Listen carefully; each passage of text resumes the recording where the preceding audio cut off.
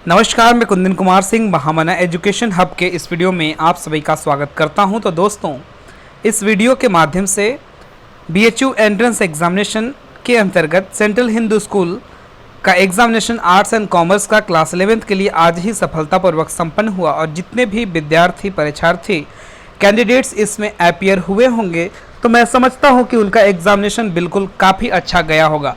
जिन्होंने भी previous years के क्वेश्चन सॉल्व किए होंगे या मॉक टेस्ट ज़रूर लिया होगा, उनका एग्जामिनेशन बहुत बेहतर गया होगा। अगर मैं क्वेश्चन की बात करूं तो क्वेश्चन पैटर्न और क्वेश्चन नंबर्स का स्टैंडर्ड जो था वो ना ही तो बहुत ज़्यादा मुश्किल था और ना ही बहुत ज़्यादा आसान था, मीडियम लेवल का था।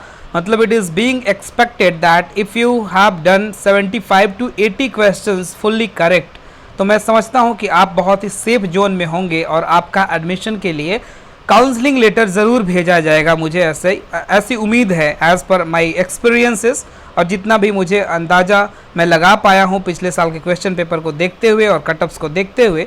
तो ये सब सारी बातें हैं। मैंने आपको करंट अफेयर्स को लेके बहुत ही कुछ इंपॉर्टेंट चीज़ें बताई थी और उनमें से बहुत सारी चीज़ें पूछी गई हैं। आपको मैंने ये भी बताया था कि BHU का इतिहास थोड़ा जान लीजिएगा, महामना मदन मोहन मालवीय के बारे में जान लीजिएगा और 2 क्वेश्चन महामना मदन मोहन मालवीय के बारे में पूछे गए हैं। बनारस के इतिहास मतलब कि बनारस के आसपास की चीज़ों से भी कुछ क्वेश्चंस पूछे गए हैं। उसी के साथ साथ ये भी देखा गया है कि जालियांवाला बाग हत्याकांड के इसी साल 100 वर्ष पूरे हुए हैं। उसके ऊपर मैंने एक वीडियो भी बनाया था और ये देखते हुए इस बार सेंट्रल हिंदू स्कूल के एग्जामिनेशन में जालियांवाला बाग हत्याकांड के ऊपर रॉलेट एक्ट से भी क्वेश्चन पूछा गया है। कॉन्स्टिट्यूशन से मतलब कि संविधान से लेकर भी अच्छे खासे क्वेश्चन पूछे गए हैं और मैं समझता हूं कि अगर आपने पतली वाली बुक पढ़ी होगी तो निश्चित रूप से आपने अच्छा किया होगा इस एग्जामिनेशन के अंदर। देखिए, ज़्यादा समय तो नहीं ले रहा हूं मैं, लेकिन बिल्कुल मैं आपको ये चीज़ बता देना चाहता हूं। बिल्कुल देखिए, लास्ट क्वेश्चन देखिए, 84 नंबर क्वेश्चन।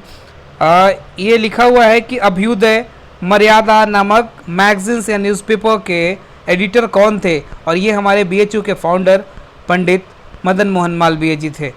फिर है who was the writer of Vande Mataram. कितना आसान सा है। बंकिम तो आपको राष्ट्रगान मतलब जितने भी इंडिया के लिए स्टैटिक जीके होते हैं वो उनमें से क्वेश्चंस आए हैं और बहुत मुश्किल नहीं आए हैं, आराम मतलब आसान से ही आए हैं। क्लास 9th के पेपर में भी ऐसी चीज़ें एक्सपेक्ट की जा रही है।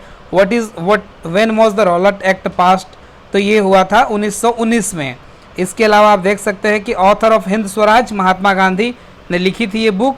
इम्प्रॉम्प्टू क्या होता है? इम्प्रॉम्प्टू मतलब होता है ऑफ हैंड, मतलब जो प्रिपेयर्ड नहीं हो, आप सीधे स्टेज पे जाए बोलना शुरू कर दे, that is called extempore, that is called impromptu. इसका मतलब यही है। ऑलराइट, फिर आपको दिखाता हूँ कि मदन मोहन मालवीय से रिलेटेड भी क्वेश्चन आया था कि वो क्या थे बेसिकली। तो इसका आंसर आपका ऑल ऑफ, देखिए मैथमेटिक्स के क्वेश्चन की बात करता हूँ तो बहुत ज़्यादा मुश्किल नहीं थे, एकदम बिल्कुल NCERT पैटर्न पे आधारित और आराम से हल होने वाले सवाल थे।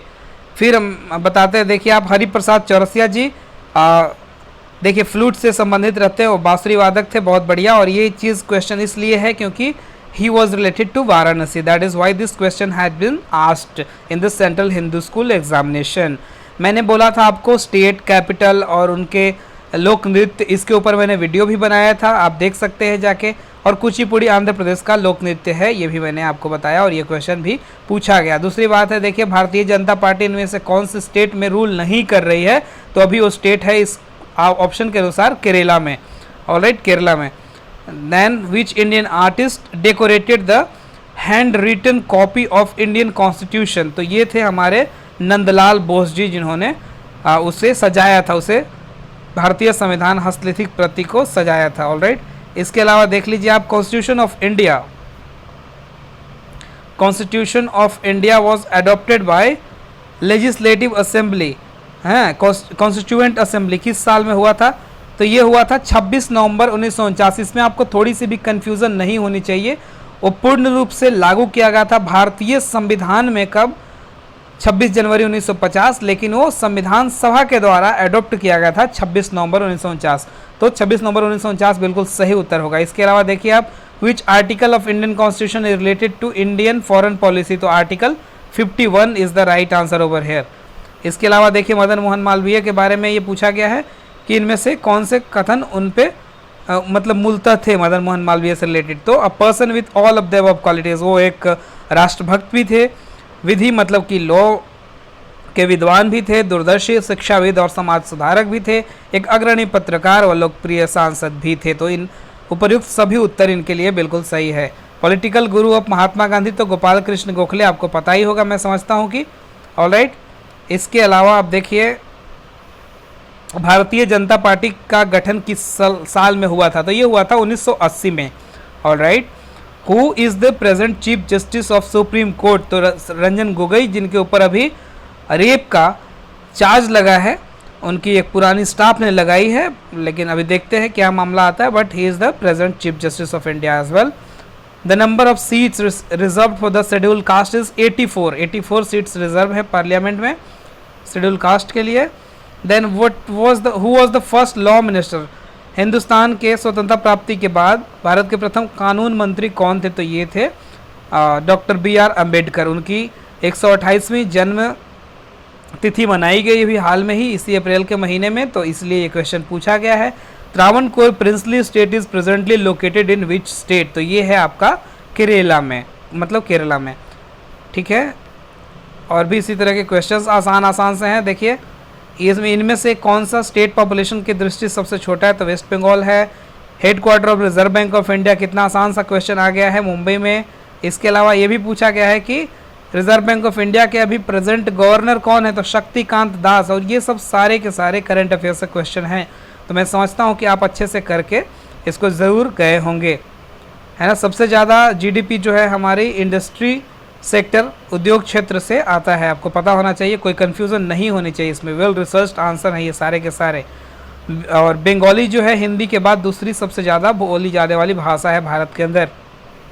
ठीक है, ये देखिए भारत में संवैधानिक मान्यता प्राप्त कार्यालयी भाषाओं की संख्या वैसे तो 22 है, बट नियरेस्ट आंसर के अनुसार 23 होगा। ठीक है, आज पर Google and the informative sources और जितने भी क्रेडिबल सोर्सेस हैं उनके अनुसार 22 भाषाएं हैं, बट ये आंसर इस हिसाब से 23 ही होना चाहिए, अदरवाइज ये क्वेश्चन कैंसिल कर सकते हैं तो कर लेंगे, नहीं तो 23 भी आंसर माना जाएगा, because that is the nearest one.